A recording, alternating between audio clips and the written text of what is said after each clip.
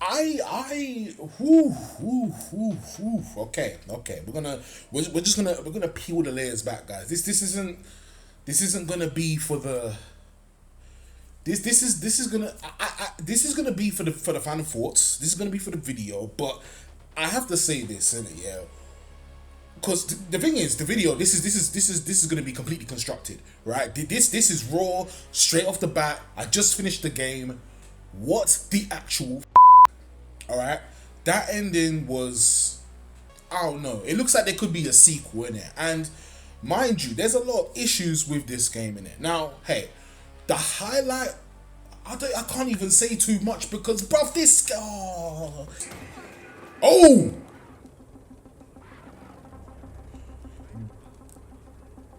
My bad. That was an accident.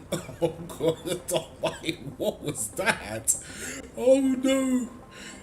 Didn't mean to kill one of the workers, man. Okada, you're on with Diaz and Rigby. I hear you're on your way out to Redrock Plains as we speak. Yeah, to watch and observe.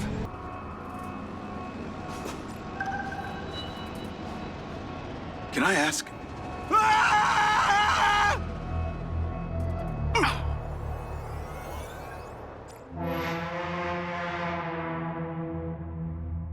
Yeah. You wouldn't believe how many times I saw this screen.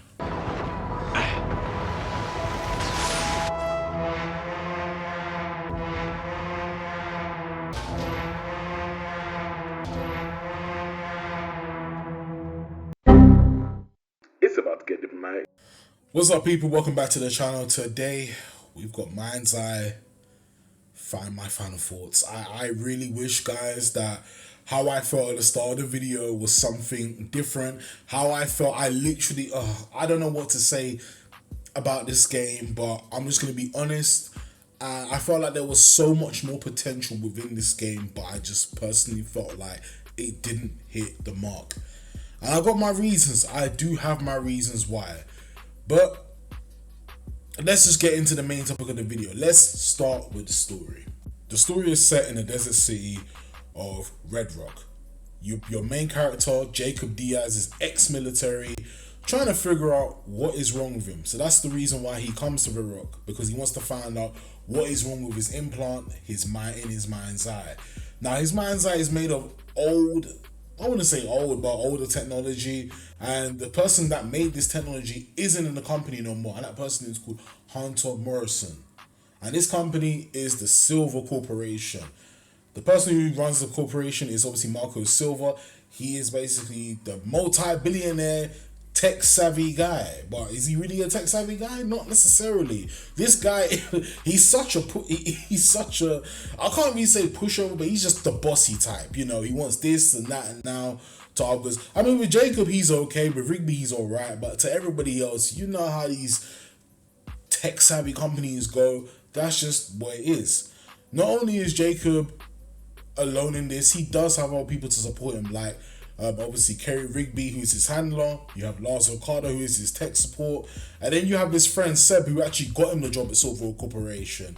And even Seb's trying to figure out what is wrong with him. Why is he having traumatic effects to his mind's eye? You know, because literally Jacob is having seizures, he's having flashbacks, all this stuff is affecting him, and every time that happens, the mind's eye lights up orange, and he doesn't understand what is going on and why this is particularly happening to him. So that's why he's come to this corporation. He really wants to find out what is wrong with his mind's eye, and he feels that Hunter Morrison has the answers. But of course, Hunter Morrison has been missing. He left the company and then just pretty much went off the grid. You haven't seen him at all, so you gotta try and track him down and find him.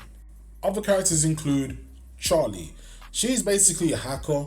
Her nickname was Robin Hood, believe it or not. I don't know why she called herself that, but it was that. Then there was Travis, who was also ex-military, working for another person called General Lamry. Lamry was someone who hated Diaz because he had the implant. His mind's eye basically connected him to another dimension, and Lamry, of course, wanted to use that sort of technology for evil. So of course, down the line at some point, we gotta face him. That's just, it is what it is in this game. And then, of course, another character who I thought was interesting was Claudia. Claudia was Marco Silva's assistant, and she ended up turning on him. And yeah, let's just say there was a mission I didn't like, pissed me off. It was hard to... Imagine I'm picking up the shot. You know what? I'm going to save that for later. We're going to save that for later. Next, let's get into the gameplay and features. So luckily you're in third person mode. I think if this was in first person, guys, honestly, I think pretty much everybody who's played this game would have been pissed off, alright? But luckily it's not. It's in third person. You can see your surroundings. You could also deal with enemies how you see fit. So if you want to sneak around, you can, or if you want to go loud and proud, you can as well. But I think for this game, it's pretty linear. You know, it's mission to mission. There is, you know, of course there is some open world aspects that you can do, but for the most part, the main story is pretty much mission to mission. You can't step outside of that boundary. And then if you want to do side content, you have to press the start menu and then go into the side option. And of course, I feel like with side content, there should be a place where, you know, you can feel somewhat connected to the story. I feel like side content is best when you're still doing it within the main story, but it's not exactly connected to the main thing. But in this one, it wasn't like that. The side content was completely wayward of what I expected. And I just thought, I don't know. I mean, I didn't have the interest to do that side content. I'm going to be so honest, guys. I didn't have the interest to do it. So I just left it alone. But what I did like about some other features as well, you do get a DC-2 robot. This robot is pretty much, you just fly around, you use it to knock out enemies or even kill them, alright? And it helps the robots too, because when you start fighting robots, guys, you're going to need to like pretty much knock them out by using this robot. So you get like an electric pulse, and then you get a kill pulse at some point later on, right? And I gotta say, they both come in handy, especially the electric pulse, because if you're trying to take out the electrical robots, you gotta freeze them, take them down for a couple of seconds, and then, you know, of course, keep shooting, right? Guns.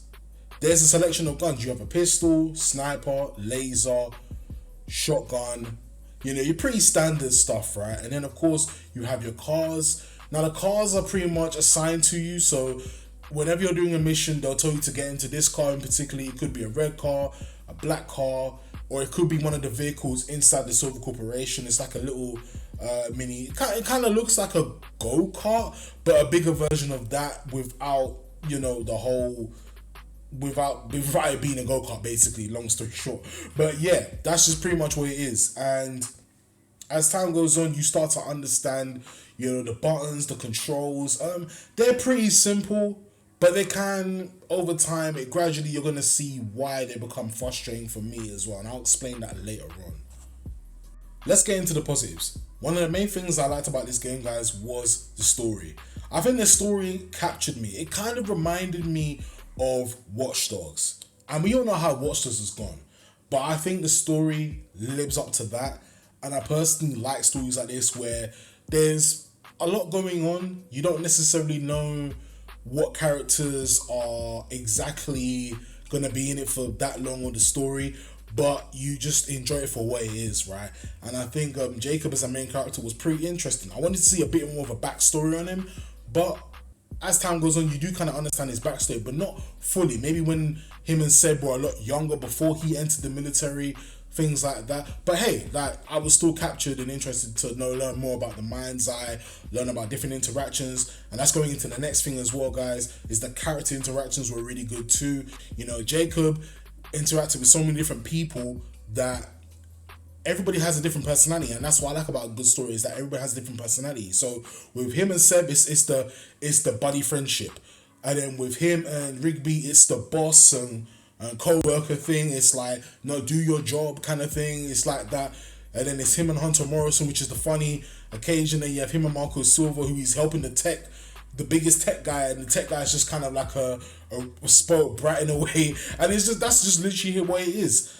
And then lastly, we have the visuals. Now, I didn't get the bugs and the dropped frames like most people did, but for what I got on the PlayStation 5 was pretty solid. So I can't really sit here and say the visuals were bad or anything like that. And I got this game a couple of days after release. So the update came and it fixed some of the things that were there. Like, I did see a little bit of the bugs. I did see some of them, but not exactly everything. Along with the positives, there is negatives, and there's a lot of them in this game, guys, and I don't know where to start, but I think I'm gonna start here. The gun handling was terrible. Oh my gosh, I couldn't stand it. Every single time I tried to aim down the sight, it just, it would shoot and it would rapidly go up, and it was annoying. All right, I think the steadiest gun in this game was the pistol. The pistol was the steadiest thing, and I'm thinking, fair enough, okay, I get it, the other guns are supposed to have recoil and things like that. I understand that, I get it, but it was too much and it was really annoying. Next is the button prompts. Some of these button prompts do not work properly when you're doing certain things. There was a one point early in the missions, right, where I had to resuscitate somebody, right, and the way it was done, it was like a moving wave bar, and you had to, like, oh my god, it was ridiculous, right? And then, it even happened when there was a mission with Claudia where you had to chase her down, and of course once you're doing that, she tells you to pick up a shovel, and you're trying to use the left stick to keep in the wave bar again. It really grinded my gears, guys. It really irritated me, all right? It just irritated me, okay? Next, we're going to talk about combat. There wasn't much of it. I think you did have a melee button, but I couldn't even be bothered to use the mini button, because I just felt like, is there any point? Because if you get close to enemies, they're just going to keep shooting you, and it's like there's no point. I mean, for somebody who is ex-military, right, they should have combat noted down instantly, straight away, right? I don't know what the button should have been for the combat, but there should have been more of hand-to-hand combat. That's literally where it is, right? Be aware of dying a lot in this game, guys, okay? I'm telling you, I play this game on normal, right? And I'm just getting bombarded with bots and droids and things like that. And sometimes you're in the best of cover, you think, and then you think that's not happening, it's not helping. It's just so ridiculous. I just couldn't believe half the things I was dealing with. Then there was the driving. The driving wasn't the worst thing, but it could have been better too. Like, there were just times where, like, I'm driving to certain places and then I'm losing control quite easily, and then sometimes I'm not. Then even when you're flying in the air, it feels kind of stiff as well. So there's that. Plus the timing of the missions. I didn't like the timing, because, like, you would have a certain time limit to get to a certain mission, right? And then all of a sudden, if you go over that, it messes you up. It messes you up completely. And then, of course, you have direction issues in this game, because I swear at the start of one of the missions, right, I had to look for the car. I was looking for this car for about a solid half an hour, 45 minutes, right? And then it's telling me the car is outside. But I'm thinking, you should be pointing me to, the checkpoint should be pointing me to the right direction, right? But it didn't even do that at all. Lastly, expect to rage, guys. With all the things that I've said, expect to rage out. You're probably gonna, if you do play this game, you're probably gonna find more things to be frustrated about. But man, oh man, I'm telling you, this video will be a lot longer, and I don't want it to be that. But you're gonna be raging, you're gonna be effing and blinded, you're gonna be going through all sorts with this game, alright? The only time you're gonna feel happy is when you're driving. And is there a true mission in this? I guess not. I think the most frustrating mission in this game was probably when I had to, I can't even, nah. A lot of these missions had stressful moments, and it just really bugged me, honestly. So, MindsEye. In all honesty, guys, this game had a lot of potential, but really missed the mark. And it's a shame, because I was looking forward to this game from last year, and yeah, it didn't do its job. I really felt so annoyed and frustrated playing this game. Like I said, I enjoyed the story. I thought that the story was pretty cool. It reminds me of Watch Dogs, but at least Watch Dogs had good gameplay. Despite some of the stories not hitting the mark, I was able to enjoy that. And yeah, this game gets a 5 out of 10 from me. It won't go higher than that, it won't go lower than that. Guys, make sure you pick this up for yourself. Play it for yourself, because that's what I want to know. I want to know your thoughts on this game as well. So yeah, guys, don't forget to like, share, comment and subscribe. Let me know your thoughts about MindsEye and how you feel about it. You think it's good? You think it's bad? But hey, I'm trying to go. I'm trying to leave. I will. I'm gone. Peace, I guess.